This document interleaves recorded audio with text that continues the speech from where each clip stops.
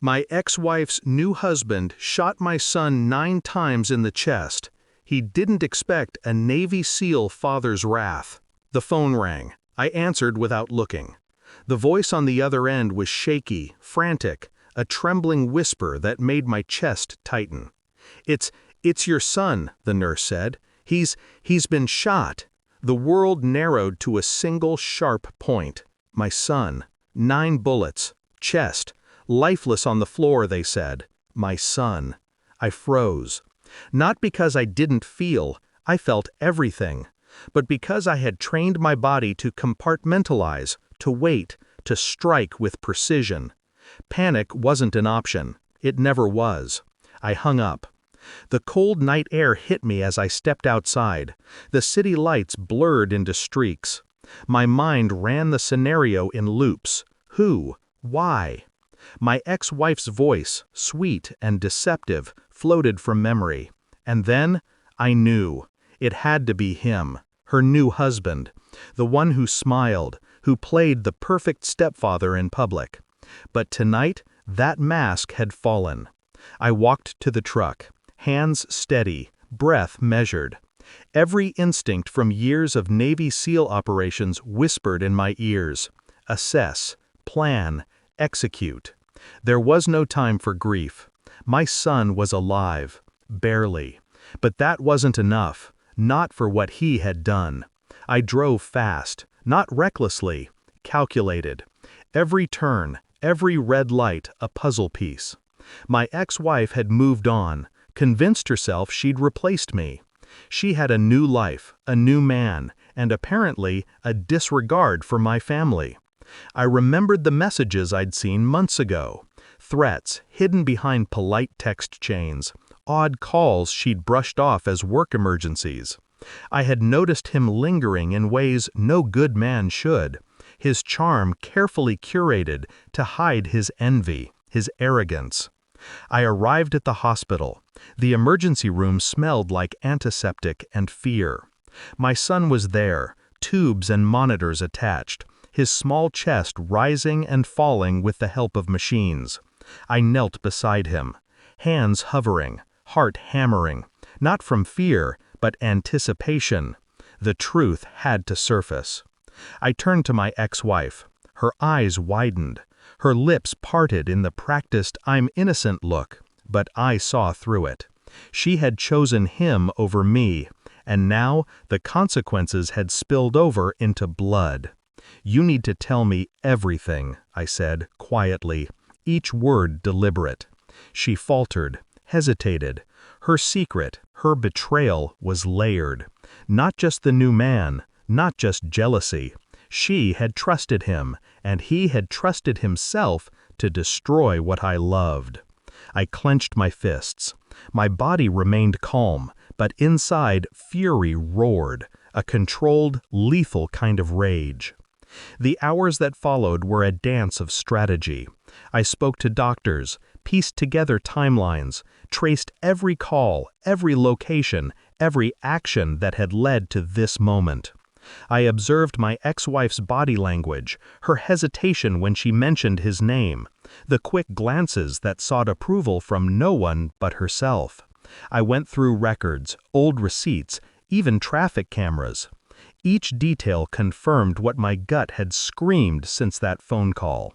He had planned it, calculated the chaos, thinking I was powerless, distracted, away from the scene. Every SEAL instinct kicked in. I recalled covert operations, missions that demanded patience, observation, and precision. This wasn't different. Only the stakes were higher. The enemy was human, but so was the vulnerability. I watched her new husband on social media, confident, smiling, showing off a life I had warned her about. But he hadn't anticipated me. He didn't know. The quiet storm that had built over years of training, discipline, and love for my son. Every time I closed my eyes, I saw him, his smirk, the gun in his hand, the moment my son collapsed. And every time, the storm within me grew, focused, ready. I didn't panic. I didn't yell. I observed, recorded, and waited. 2 days later, evidence arrived. The security footage from the street outside their apartment complex. The phone records I had painstakingly collected. The way the bullets aligned with his aim, it was all there. I called him, my voice calm, almost casual. "Do you know why I'm calling?" He stammered, the mask slipped. His bravado, the same one that had terrified my ex-wife, cracked. You don't know me. You don't know my son," I said softly. "Or me." I sent him the footage, every frame, every movement. His face went pale. I could see it through the screen. "You thought it was over?" I asked. "That you could take him from me?" No answer, just static. The realization hit him.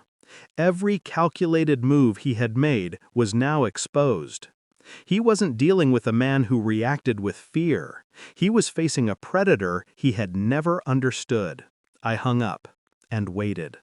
I went to his house, quiet, calm.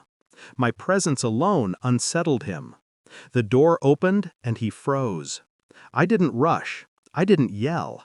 My gaze alone was enough to pin him where he stood. "I saw everything," I said. "Every choice, every mistake." And I decided. I didn't finish. I let the weight of my words settle. The psychological pressure was heavier than any bullet. He tried to speak, but I cut him off. "You thought a gun could silence a father? You didn't know who I am. You didn't know the cost of your arrogance." I left evidence on his desk. Photos of my son, the hospital room, the bullet trajectories, all proof of his guilt. No threats, no theatrics, just undeniable truth. Then I walked away, slowly, every step measured. He was left with the weight of exposure, shame, and the knowledge that revenge had already begun. It wasn't physical, it was far more devastating. I didn't call the police, not yet. I let the law catch up on its own.